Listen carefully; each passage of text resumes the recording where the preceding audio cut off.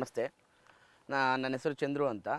ಈಗ ನೀವು fish farming ಯಾವ ರೀತಿ ಮಾಡಬೇಕು ಅಂತ ನಿಮಗೆ ತಿಳಿಸ್ಕೊಡ್ತಾ ಇದ್ದೀನಿ ಇವತ್ತು ನಾನು. ಮೊರಲ್ ಕಲ್ಚರ್ ಬೇಸಿಕಲಿ ಏನು ಪ್ರಿಪ್ರೇಷನ್ ಆಗಬೇಕು, ಪಾಂಡ್ ಕಲ್ಚರ್ ಯಾವ ಥರ ಮಾಡೋದು, ಟಾರ್ಪಲ್ ಹಾಕಿ ಮಾಡಿದ್ರೆ ಉತ್ತಮನ, ಟಾರ್ಪಲ್ ಹಾಕ್ತೆ ಮಾಡಿದ್ರೆ ಉತ್ತಮನ, ಟಾರ್ಪಲ್ ಹಾಕಿದ್ರೆ ಏನು ಅಡ್ವಾಂಟೇಜು, ಇಲ್ಲ ಟಾರ್ಪಲ್ ಹಾಕ್ತೆ ಮಡ್ ಪಾಂಡಲ್ಲಿ ಮಾಡಿದ್ರೆ ಏನು ಅಡ್ವಾಂಟೇಜು ಅಂತ ಹೇಳ್ತೀನಿ. ನೋಡಿ, ಮಡ್ ಪಾಂಡಲ್ಲಿ ಮಾಡಿದ್ರೆ ತುಂಬ ಬ್ಯೂಟಿಫುಲ್ಲಾಗಿ ಕಲ್ಚರ್ ಬರುತ್ತೆ, ಇಲ್ಲ ಅಂತಲ್ಲ. ಬಟ್ ಆ ಸ್ಲಜ್ ಮ್ಯಾಟ್ರ್ ನಾನು ಹೇಳ್ದಂಗೆ ಫಿಶ್ದು ಸ್ಲಜ್ಜು ಮೀನ್ದು ತಿನ್ನೋ ಫೀಡ್ ಇಂಟೇಕ್ ಆಗಿ ಅದಕ್ಕೆ ಎಷ್ಟು ಬೇಕೋ ಅಷ್ಟು ಫೀಡ್ ಇಂಟೇಕ್ ಆಗುತ್ತೆ. ಅದ ನಂತರ ಎಲ್ಲ ಸ್ಲಜ್ ಫಾರ್ಮ್ ಆಗಿ ಆಚೆ ಬರುತ್ತೆ. ಅದು ಬಂದು ಬಾಟಮಲ್ಲಿ ಕುತ್ಕೊಂಡಾಗ ಈ ಮಡ್ ಪಾಂಡಲ್ಲಿ ಏನಾಗುತ್ತೆ, ತೆಗಿಯೋಕ್ಕೆ ತುಂಬ ಪ್ರಾಬ್ಲಮ್ ಆಗುತ್ತೆ. ಸ್ಲಜ್ ಮೋಟ್ರಸ್ ಎಲ್ಲ ಯೂಸ್ ಮಾಡಿ, ವೈಪರ್ಸ್ಗಳು ಯೂಸ್ ಮಾಡಿ ಆ ಥರ ಯೂಸ್ ಮಾಡಬೇಕು. ಬಟ್ ಅದೇ ಟಾರ್ಪಲ್ ಪಾಂಡ್ಸಲ್ಲಿ ನೀವು ಮಾಡಿದಾಗ ಏನಾಗುತ್ತೆ, ಅಡ್ವಾಂಟೇಜ್ ಏನಂದರೆ ಆ ಪೈಪ್ ಸಿಸ್ಟಮ್ ಕೊಟ್ಟಿರ್ತೀವಿ. ಎಕ್ಸಾಂಪಲ್, ಈಗ ಸ್ಲಜ್ ಪೈಪ್ ಸಿಸ್ಟಮ್ ಕೊಟ್ಟಿರ್ತೀವಿ. ಸ್ಲಜ್ ಪೈಪ್ ಸಿಸ್ಟಮ್ ಕೊಟ್ಟಿಲ್ಲ ಅಂದರೆ ಅಟ್ಲೀಸ್ಟ್ ನಾವು ಸ್ಲಜ್ ಮೋಟಾರು ಯೂಸ್ ಮಾಡ್ಕೊಬೋದು, ಬಟ್ ಕ್ಲಾರಿಟಿಯಾಗಿ ವೈಪ್ ಆಗುತ್ತೆ. ಆ್ಯಂಡ್ ಇಲ್ಲಾಂದರೆ ನೀವು ಮಡ್ ಪಾಂಡ್ಗೆ ಬ್ರೋಬಯೋಟಿಕ್ಸ್ ಯೂಸ್ ಮಾಡಬೇಕು, ಜಿಯೋಲೈಟ್ ಅಪ್ಲಿಕೇಶನ್ಸ್ ಕೊಡಬೇಕು, ವಾಟರ್ ಸ್ಯಾನಿಟೈಸರ್ ಕೊಡಬೇಕು. ಅದಾದರೂ ಕೂಡ ಡಿಕಾಂಪೋಸ್ ಕೆಲವೊಮ್ಮೆ ಆಗುತ್ತೆ, ಕೆಲವೊಮ್ಮೆ ಆಗಲ್ಲ.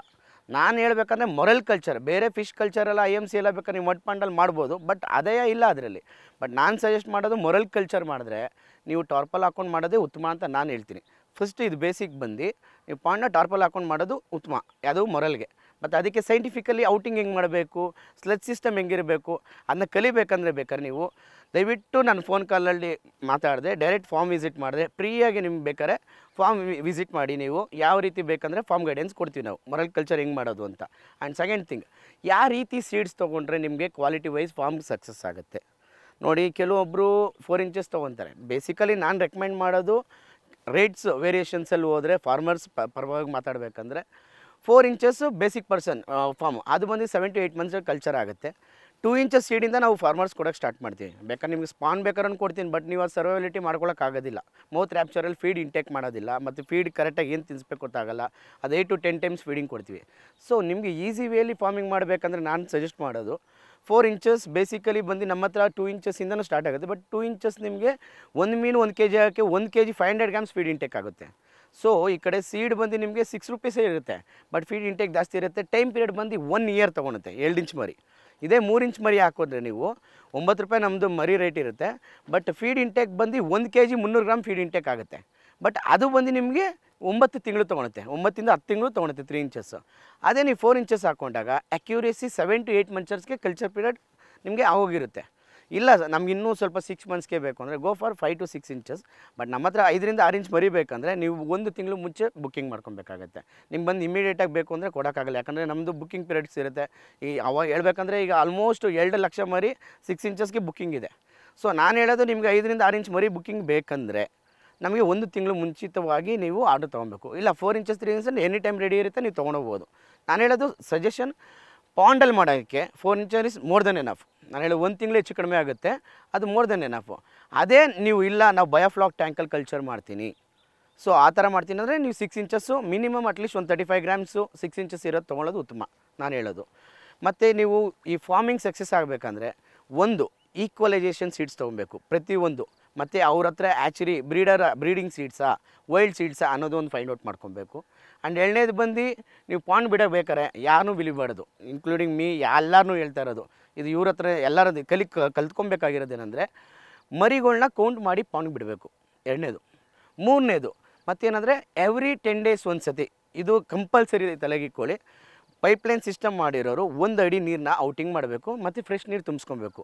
ಇದು ಏನಕ್ಕೆ ಹೇಳ್ತಾ ಇದ್ದೀನಿ ಅಂದರೆ ವಾಟರ್ 2 kinds ಆಫ್ ಬ್ಯಾಕ್ಟೀರಿಯಾ ಅಂತ ಇರುತ್ತೆ. ಒಂದು ಗುಡ್ ಟೈಪ್ ಆಫ್ ಬ್ಯಾಕ್ಟೀರಿಯಾ, ಒಂದು ಬ್ಯಾಡ್ ಟೈಪ್ ಆಫ್ ಬ್ಯಾಕ್ಟೀರಿಯಾ ಇರುತ್ತೆ. ಮತ್ತು ಮೀನ್ದು ಸ್ಲೆಜ್ ಕೂಡ ಕ್ಲಿಯರೆನ್ಸ್ ಆಗುತ್ತೆ ನಿಮಗೆ ಯಾವುದೋ ಔಟಿಂಗ್ ಮಾಡಿದಾಗ. ಆ್ಯಂಡ್ ಬ್ಯಾಡ್ ಕಂಟೆಂಟ್ ಆಫ್ ಎಲ್ಲ ಆಚೆ ಹೋದಾಗ ನೀವು ಅದನ್ನ ಮತ್ತೆ ಗುಡ್ಡಾಗಿ ಕನ್ವರ್ಟ್ ಮಾಡಬೇಕಂದ್ರೆ ನಾವು ಕೂಡ ವಾಟರ್ ಬ್ರೋಬಯೋಟಿಕ್ಸ್ ಯೂಸ್ ಮಾಡ್ಕೊಬೋದು. ಯಾವತ್ತು 10 ದಿವಸ ನೀರು ಆದಮೇಲೆ 15 ದಿವಸಕ್ಕೆ ನೀರೆಲ್ಲ ತುಂಬಿಸ್ತಾ ಆದಮೇಲೆ ಬ್ರೋಬಯೋಟಿಕ್ ಯೂಸ್ ಮಾಡ್ಬೋದು. ಮತ್ತು ವಾಟರ್ ಸ್ಯಾನಿಟೈಸರ್ ಅಪ್ಲಿಕೇಶನ್ಸ್ ಇರುತ್ತೆ. ಏನಕ್ಕೆ? ಗುಡ್ ಕ್ವಾಲಿಟಿ ವಾಟರ್ ಮೇಂಟೈನ್ ಮಾಡೋಕ್ಕೆ.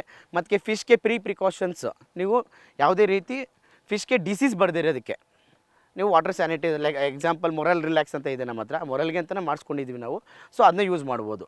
ಆ್ಯಂಡ್ ಮೂರನೇದು ಏನು ಮಾಡಬೇಕು, ನೀವು ಪ್ರತಿ ತಿಂಗಳಿಗೂ ಒಂದು ಸತಿ OTC ಪರ್ kg ಫೀಡ್ಗೆ 1 ಗ್ರಾಮ್ ಆರ್ 2 ಗ್ರಾಮ್ಸ್ ನೀವು ಕೊಡಬೇಕು. ಇದು ಕಂಪಲ್ಸರಿ. ಏನಕ್ಕಂದರೆ ಹೈ ಪ್ರೋಟೀನ್ ತಿಂದರೆ ಮನುಷ್ಯನಿಗೂ ಒಳ್ಳೆಯದಲ್ಲ, ಫಿಶ್ಗೂ ಒಳ್ಳೆಯದಲ್ಲ.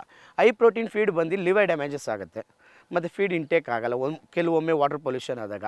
ಸೊ ಅದಕ್ಕೇನು ಮಾಡ್ತೀವಿ, ಪ್ರಿಕಾಷನ್ಸು, ಇಂಟರ್ ಪ್ಯಾಸೆಂಜರ್ಸ್ ಪ್ರಾಬ್ಲಮ್ ಬರುತ್ತೆ. ಈಗ ಎಕ್ಸಾಂಪಲು US ಪ್ರಾಬ್ಲಮ್ ಆಗಲಿ, ಎಪಿಡರ್ಮಿರೋ ಸಿಂಪ್ಟಮ್ಸ್ ಅಂತಾರೆ, ಇಲ್ಲ ವೈಟ್ ಸ್ಪಾಟ್ ಬರೋದಾಗಲಿ, ಇಲ್ಲ ಒಳಗಡೆ ಇಂಟೀರಿಯಲ್ ಪ್ರಾಬ್ಲಮ್ಸ್ ಏನೇನು ಇರುತ್ತೋ, ಈಗ ಲಿವರ್ ಡ್ಯಾಮೇಜಸ್ ಆಗಲಿ, ಆ ಥರ ಆಗೋದಕ್ಕೆ ಏನು ಮಾಡ್ತೀವಿ, ಅದು ಬರಬಾರ್ದು ಪ್ರಿಕಾಷನ್ಸ್ಗೆ ನಾವು OTC ಪ್ರತಿ ತಿಂಗಳಿಗೆ ಒಂದು ಕೊಡ್ತೀವಿ. 3 ವಿಷಯ ತಲೆಗೆ ಇಟ್ಕೊಳ್ಳಿ ನಾನು ಹೇಳೋದು. ಫಸ್ಟು 10 ದಿನಕ್ಕೆ ಒಂದು ಸತಿ 1 ಫೀಟ್ ನೀರು ಔಟ್ ಮಾಡಬೇಕು. ಆ್ಯಂಡ್ ಸೆಕೆಂಡು ವಾಟರ್ ಸ್ಯಾನಿಟೈಸ್ ಮಾಡಬೇಕು. 3ನೇದು ನೀವು ಪ್ರತಿ ತಿಂಗಳಿಗೊಮ್ಮೆ OTC ಕೊಡಬೇಕು.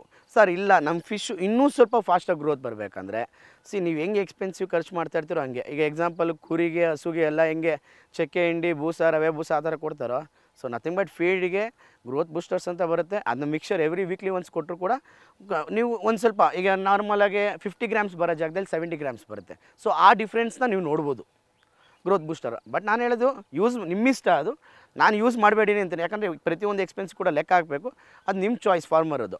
ಇಷ್ಟನ್ನ ನೀವು ಕ್ಲಾರಿಟಿಯಾಗಿ ತಿಳ್ಕೊಂಡ್ರೆ ಸಕ್ಸಸ್ಫುಲ್ ಆಗ್ಬೋದು. ಮತ್ತು ಇನ್ನೊಬ್ರು ಕೇಳ್ಬೋದು, ನಾವು ಫೀಡ್ ಇವತ್ತಿಗೆ ಎಷ್ಟು ಹಾಕಬೇಕು ಅಂತ ನಮ್ಗೆ ಗೊತ್ತಾಗಲ್ಲ.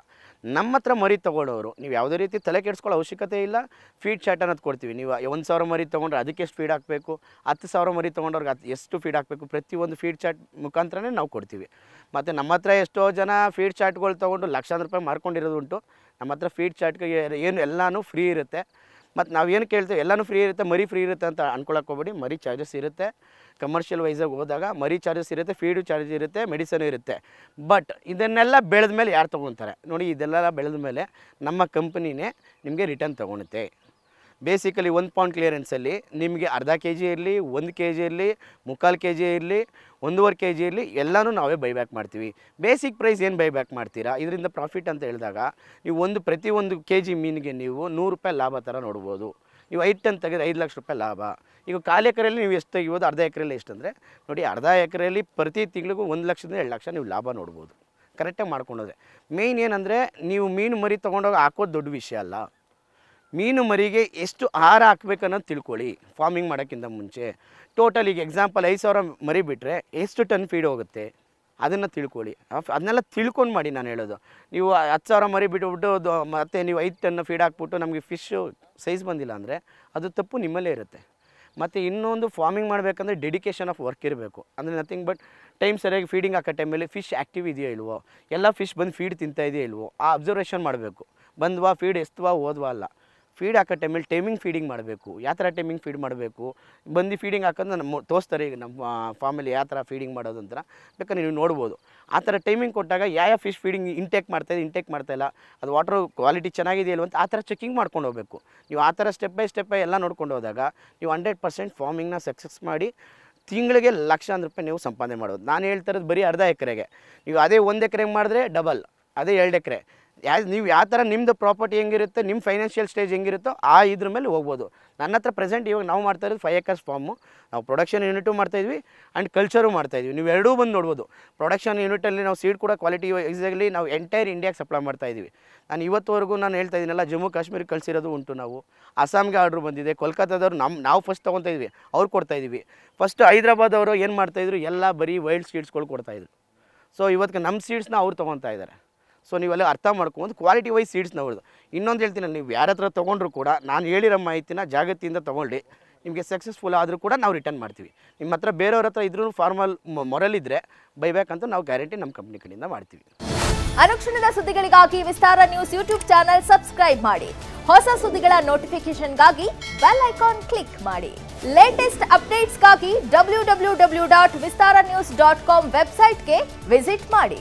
ಅಂಗೈಯಲ್ಲೇ ಜಗತ್ತಿನ ಸುದ್ದಿ ತಿಳಿಯಲು ವಿಸ್ತಾರ ನ್ಯೂಸ್ ಕನ್ನಡ ಆಪ್ ಡೌನ್ಲೋಡ್ ಮಾಡಿ.